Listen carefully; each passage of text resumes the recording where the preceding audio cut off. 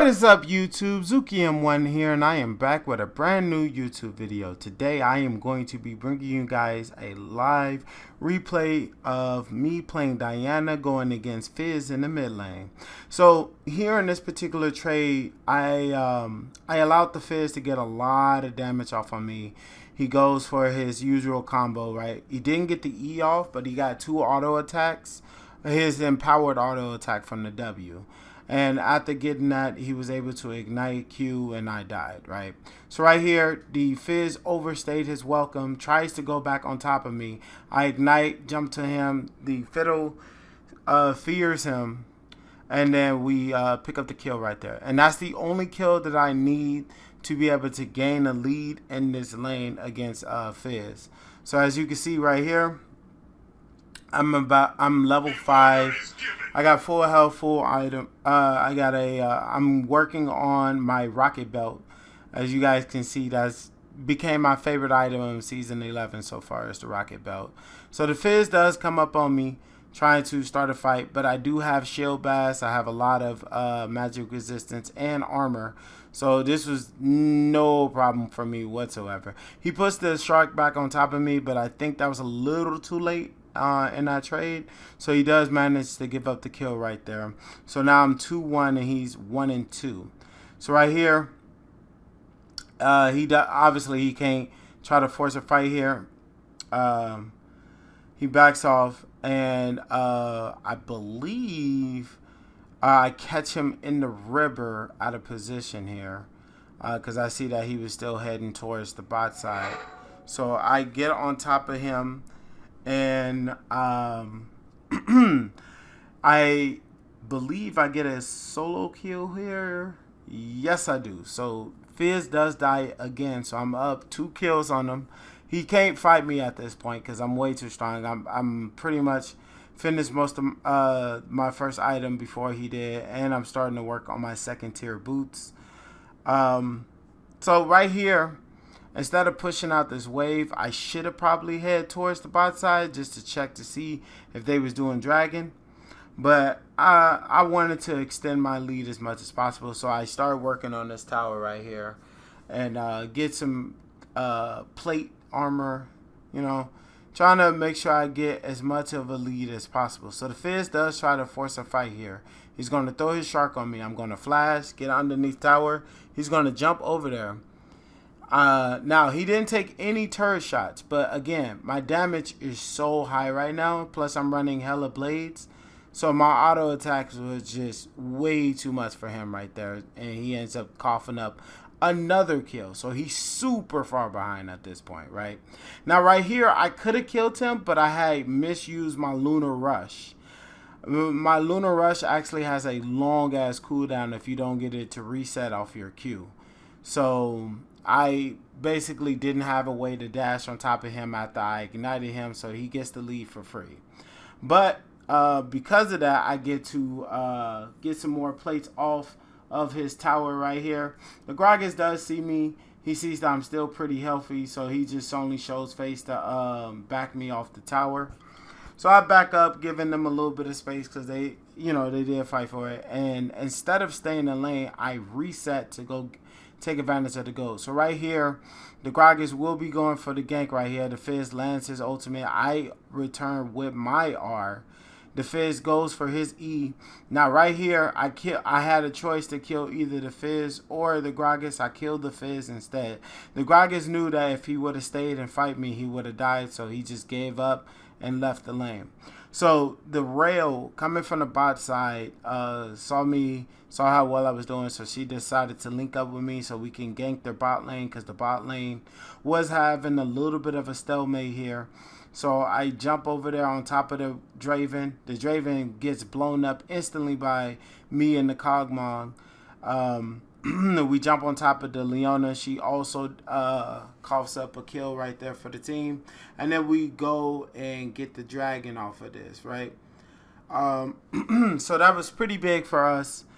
Definitely really good rotations on my part right there in terms of moving when the team needed me to. So right here, I didn't even go straight to lane. I go straight down to the bot lane because I see that they're fighting and I want to be able to extend my lead as much as possible. So I jump on top. So I was coming down there to fight, but they pretty much killed everybody. So I only get that one kill off on the Leona right there. So I see the Alawi. She just killed our Kog'Maw. I jump on top of her. And then Kog'Maw secures the kill. So that's gonna you're gonna see that a lot where other people secure the kill, but I'm perfectly fine with sharing kills. Diana is super fucking strong at this point, and I can pretty much 1v1 anybody on their team. So as you see, I have the proto belt. I'm working on my hex on my Lynchbane, and it's just going really smooth. Both the laning phase and just the overall game in general. We're up by like 900 gold. He tries to hit me with his ultimate. Not sure what he had hoped to accomplish, because even if he hit me with the ultimate, he wouldn't have been able to turn on me. But he decided to try to go for it. I did miss my my Q, so I didn't get the reset off that. Plus, he also eat away, so there was not too much I can do right there. I go and try to secure the tower, but he starts to fight back on me. Now, here's the thing. When a champion still does a decent amount of damage to you, you don't want to run the risk of diving them, right? Because I was stronger than him, and I could have possibly dived him, but I didn't want to take the unnecessary risk of trying to go deep for him, right? So I just rather just regen some of my health back up and then try to help them fight here, right? So we pick up the kill on the Fizz. Real is doing pretty well in lane right now. The Gragas doesn't even want to try to fight here because again, I'm 6-1 with 123 CS at 20 minutes exactly. So I'm doing really well overall. The Draven does pick up a kill right here on me. He does manages to not get killed by any of the teammates right away. So I ended up dying because of that. The Fiddle does use his ultimate Hourglass at the worst possible time. And does not get either of those guys on the kill. So that was just a pretty sour experience for everybody right there, unfortunately. It wasn't like super, super bad, but it definitely could have went better for all of us. So you see Kog'Maw in the bot lane to the Alawi because they had switched lanes between bot and top. Sorry about that, guys. The Alawi and the bot lane has switched lanes and things of that nature, which is why you saw the bot lane coming mid, because it wasn't that far of a walk from top to mid. So I get back to lane. I'm making my way to the mid lane. I see the Fizz pushing. He just used his E, so I'm going to try to jump on top of him. But he got a lot of distance between me and him, and he uses the flash just to make sure that there's no way I can touch him. So, he gets away from me. And I decide to go to Dragon, right? Because if Fizz doesn't want to fight me, then maybe somebody else does. But the Fizz does decide to fight me once he has the rest of his teammates. So we eventually get the kill on the Gragas, but I also die to the Draven, and then the Fizz also dies. So this is a free Dragon for us right here. Oh, wait, no, never mind. I forgot the bot lane was still nearby. The Alawi is still pretty strong. So Rail just waiting for Alawi.